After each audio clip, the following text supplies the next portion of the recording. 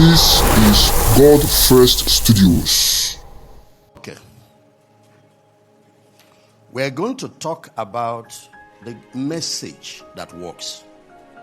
It's not everything you preach that delivers results.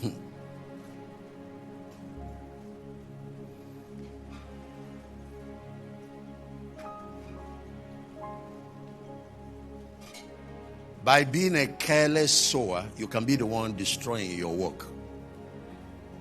Can you show them in scripture? The Bible said, thou shalt not sow mixed seeds in your mixed seeds. You are sending conflicting signals. Sometimes you build, other times you are destroying with your messages.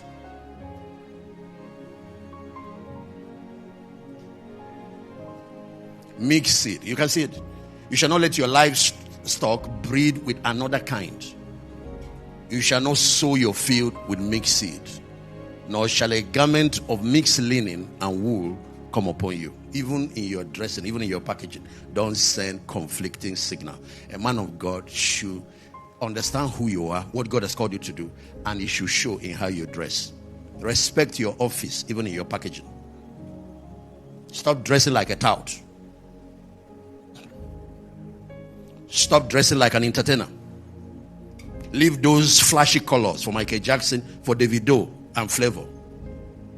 Stop bobbing your hair like you're a punk. Priesthood requires consecration, and it requires certain minimum discipline. How many of you want to succeed in the call of God in your life? Then listen to what I'm about to tell you tonight. You communicate by words, but you also communicate by gestures. You communicate by your appearance. Stop sending signals out that you are a loose person. Stop sending signals that you are not serious. Meanwhile, in your heart, you are serious. Stop sending signals out that you are immoral.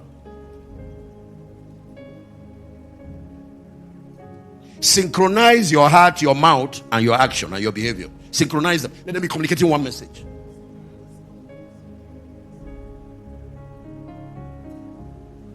So it's not just that you can't find me in immoral behavior or activity. You can't find me there. There's nothing I'm doing there. I don't have any business with such a realm. And to be honest, my policies, when God sets his boundary here, I set my own. I don't set it where he set it. I give gap. I don't try to come near the gutter to check if I will fall in. I don't push God's boundaries. So if God says you are not to steal, you can't find me. Actually, this is Pastor David, but I'm not saying you must do this one. Me, I don't handle church funds. I don't deal with church funds. I don't.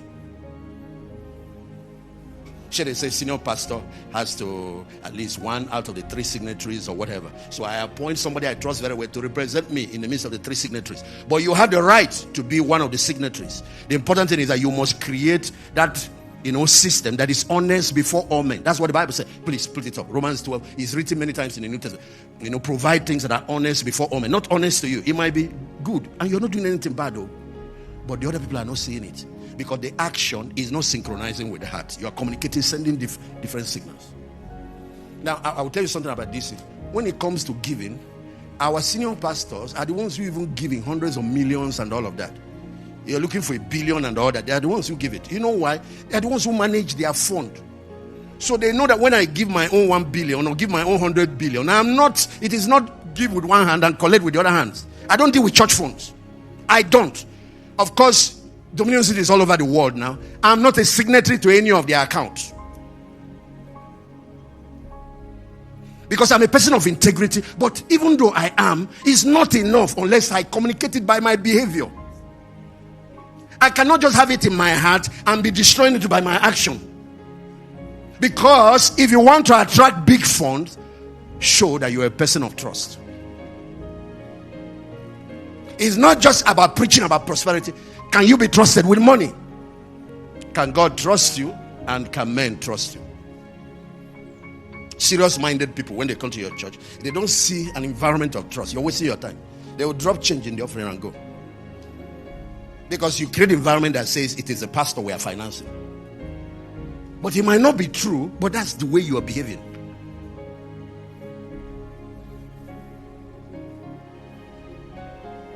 I don't deal with church funds.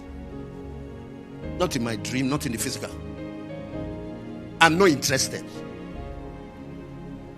I give more than everybody in Dominion City. I give more than all of them. When they do the vow I do, I redeem first before all of them.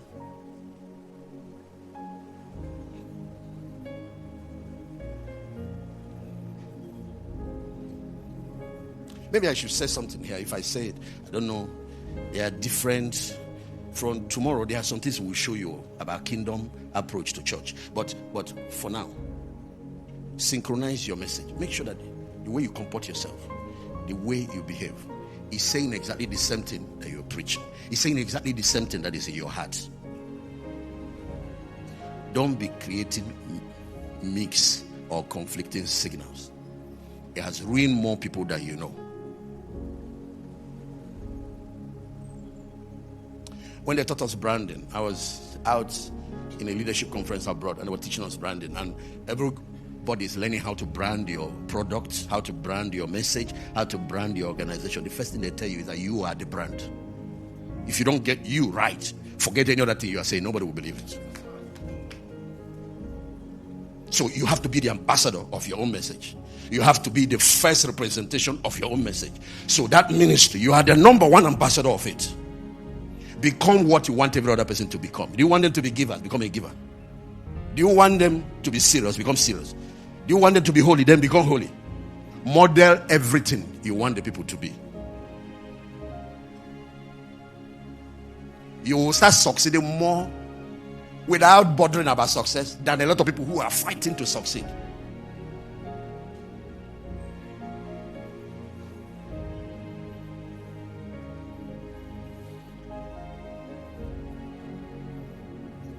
So we're talking about the message now.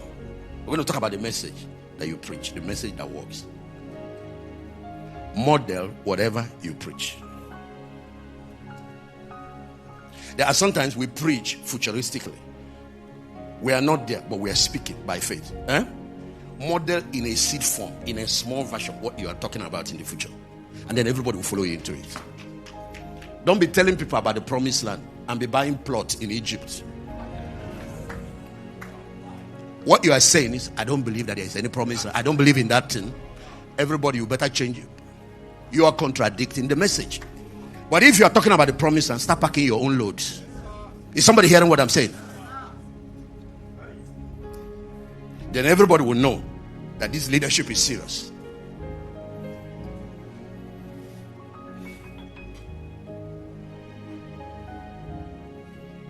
So when I was much younger, I used to say, but I meant well in my heart. Why are they misunderstanding me? God said, no.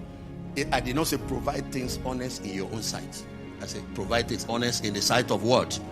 So that's why you can't find me with somebody's wife in I don't play around with certain things. I don't have time for that. Because the issue is not about whether you did or not. The issue is the message you are communicating. Look at, for example, we're in a hotel. So people now do counseling in a hotel room.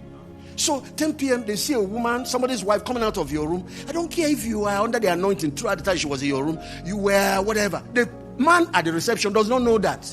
All the things that we're going into their heads, what kind of pastor is this? They will use their own mind and fill up the gap for you. I don't do that. One of the reasons I travel with Pastor Sarah everywhere is that I know that women, have a role in care. Taking care of. If you have to cook the food, don't bring it to my. I'm not interested. Of course, if you bring it, that's the reason I will not eat it. Because there is always a first time, and it's that first time I set the standard. Maybe I'm in a different environment, they don't know who I am and my values. I always set that standard. So if you have to bring something, work with Pastor Sarah. If you can't give it to her, forget about me. I would rather be hungry than compromise my principles. Apart from that, I'm not a hungry person. I can call the hotel to bring me anything I want. I must not eat your food. Keep your stupid hospitality. Hospitality without ethics is not for Pastor David. It's not for me. It's not for me. It's not from one place. I'm sorry. Forgive me. They call me old school, like one particular country, South Africa. They say I'm old school, you are deeper life. I said, thank you. It's working for me. There is something called Ministerial Ethics. It was my first time in South Africa. The girls there are wonderful. They are nice people. But the pastor, we were talking, we finished talking. I just arrived, dropped my things. He takes me out to go and eat, and we finish eating and talking, and he drops me in the hotel. This first day, and this is my first invitation to South Africa. I got on the lift, got to my room, see these two girls. They've scattered my box. They're ironing pants, singlets everywhere. And they're bent over in certain ways, ironing. I said, excuse me. I stood at the door. I didn't enter. I said, who are you guys? Are you from the hotel? I said, no, we are from the church. The pastor sent us to. We are the ones that will attend to you this week. I said, no. We don't operate like that. I know they mean well. Whatever is there, maybe it's their code. I said, no. We don't operate like that. You have to go. They tried to argue with me, that the pastor, I ran after the pastor. I ran down the step, came down, ran after the pastor. Amazingly, there is this card system. When your car is going, thank God, he delayed the man. So I caught up and I was screaming. So his father saw me and he said, what is it, Pastor David? Is there any problem? I said, there's a problem. I saw some ladies in my room. Please, you have to come and take them, remove them. He said, no, they are going to attack. I said, no, I'm fine. If it's about cost of ironing and all those small things, I will take care of it. I can even pay for my room. I'm not hungry. When I go for events, I'm prepared. I don't force my whatever on other people, but don't force your own on me. If I don't like the food, I order it from the hotel and pay. I don't give churches extra bill. Unless they are the ones that give me the liberty. I don't do it. Anything they didn't give me, but if I want it, I'll get it. But I won't give you the bill. Pay my own bills. If you want to bring me abroad, Pastor Sarah comes with me. You can't afford her ticket. I pay her ticket. I don't force her on anybody. She's my escort.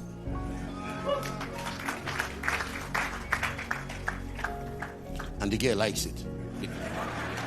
Because when the program ends, I pay her in D. Everyone say D. Just for traveling with me.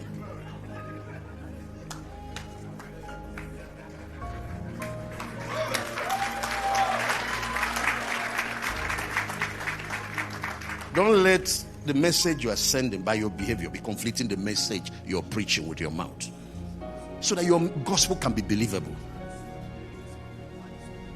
Demonstrate your gospel by your life. Then demonstrate it also by power. Demonstration of life is more important than demonstration of power. The demonstration of power will attract the people. Conflicting lifestyle will drive them away. You confuse the people you have attracted. Is somebody hearing what I'm saying? Communicate an environment of trust. Create an environment of discipline. Create an environment that communicates that we are serious here. You don't walk into a bank and be misbehaving anyhow. Create an environment that shows that we are here for business. Kingdom business. A palace is not a place for walkabout where you misbehave. With all the madness in Hollywood. I think it was the queen, one of the princes that wedded, if I'm correct. I think it was the wedding of one of the princes.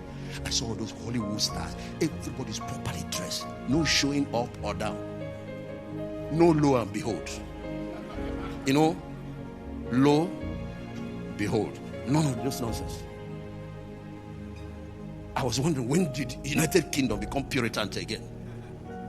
Wedding, royal wedding. In other words, they have standards. And everybody adjusted to fit their standards. Are you hearing what I'm saying? I have standards. Say it to me. The moment you respect yourself, you start attracting it. It's reciprocal. Okay. This is God First Studios.